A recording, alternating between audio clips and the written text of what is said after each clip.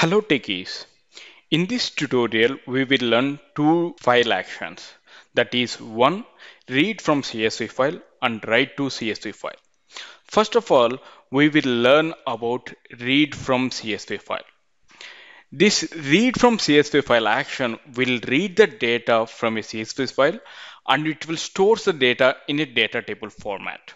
Alright, what I will do, let me drag and drop this read file CSV file onto the workspace. Now, first of all, we'll see the parameters. Before going to learn the parameters for the read from CSV file, first of all, we'll see the CSV file. Over here, if you see on my screen, I'm having students CSV file. CSV stands for comma separated value. All right. Over here, if you see in the first row, I'm having columns and each column is separated by the comma. Okay. That's the reason we'll call it as a CSV file over here.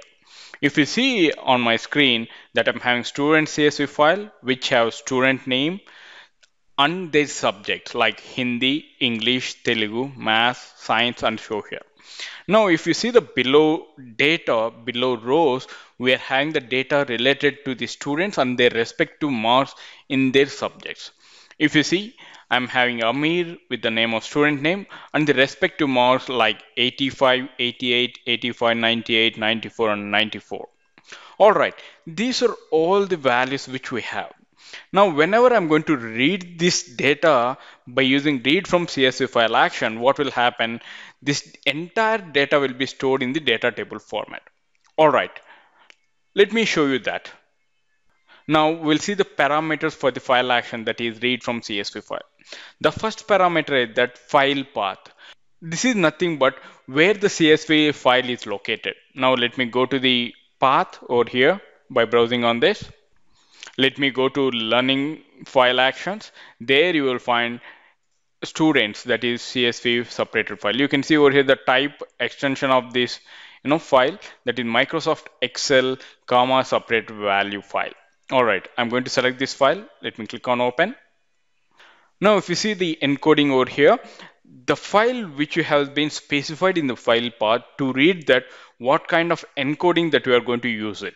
That is, if you see over here, I'm having UTF-8, Unicode, UTF-8 with a different kind of values, and also we'll see system default.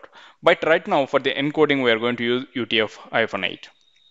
Now we have seen the parameters there, but there is the advanced parameters also. Let me expand that. Over here, if you see, I want to trim the fields. Let us assume in some of the fields that I'm having extra space over there in the particular column. In that time, I'm going to trim the fields. I want to trim the fields or not by specifying this, whether if we are having any kind of white spaces before that, then it will trim automatically. I have just enabled this one so that it will trim if you are having any extra white spaces in the particular value. All right.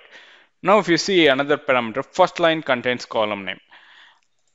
As I have shown you, this is the first column, first row is my columns related to this data, right? So for that reason, what I will do, first line contains column names, I will make it as enabled true. Now, if you see the column separators, if you see over here, I'm having predefined, custom, fixed column bits. Because of this predefined having another separators, if you see over here, I'm having comma separated, semicolon, tab separator, and system default.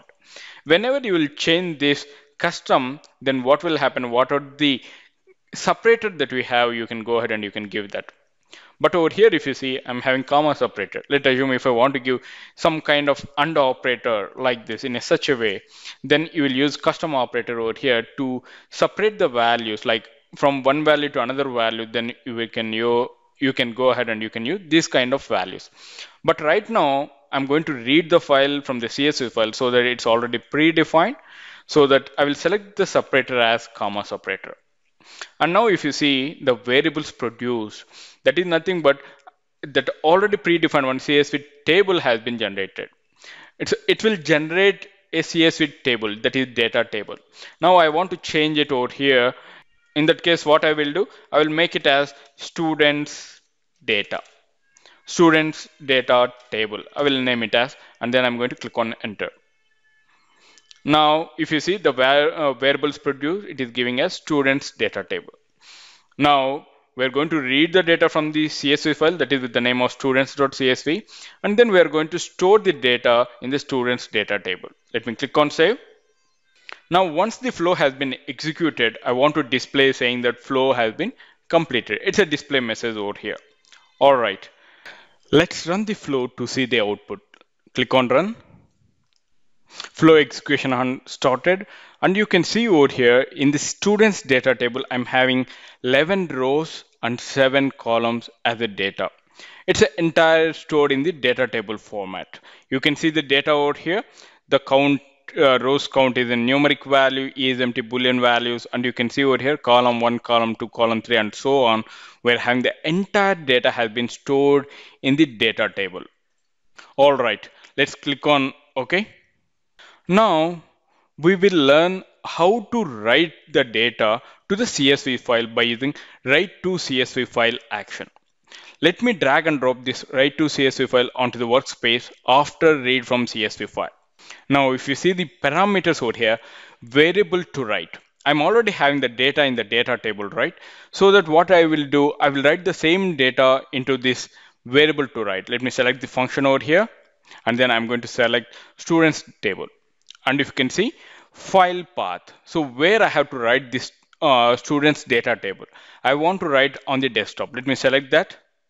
On the desktop, I'm going to give the name as studentlist.csv file, and then I'm going to click on open. What will happen over here if you don't have this studentlist.csv file?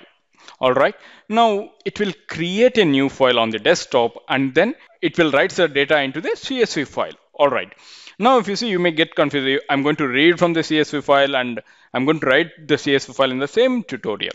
But in the real-time scenario, what will happen, you may read the data from some other CSV file from which are there in the other location or from the online.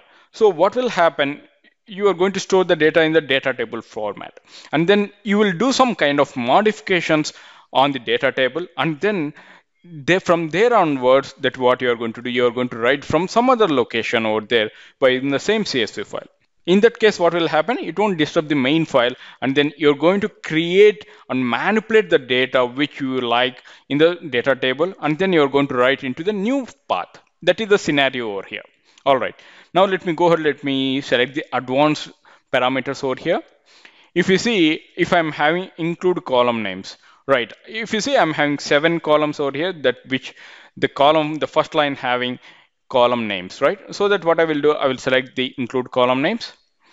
And if you see, if file exists, as we have seen multiple tutorials, what will happen, override existing data. If I'm already having a student list.csv file, then in that case it will override it, or else what will happen, it will append the content. So right now I'm going to use override existing content over here, and then you can see the separator. As you have seen, we are having comma, semicolon, and tab separators we are having. If you want any kind of custom separators, then you can go ahead and you can use custom column separator. In that case, now I will select this use custom column separators, and then I'm going to give this symbol and, or I will use dollar. Okay, and then I'm going to click on save. Now what will happen, whatever the data we have read from the students.csv file, it will be manipulating whatever the manipulation that we want. You can go ahead and you can do that. Later on, you're going to write the data into the CSV file by using write to CSV file action. That will be created on the desktop, that is with the name of studentlist.csv. All right. Now I kept the flow and the folder side by side to make you understand it will create the file or not when I'm going to run this flow. Let me click on run. The flow execution has started. Now if you see, student list.csv file has been created successfully. And then the flow execution also completed. Let me click on OK. Now I will open this student list. Now if you see over here, the column 1, column 2, column 3, and column 7 has been created. Inside that, what it has done, the student name and the column also, it has been taken as a data over here. And you can see the separators over here, I'm having dollar, right? In previous CSV file, I'm having comma separated, but over here, I have separated with the dollars.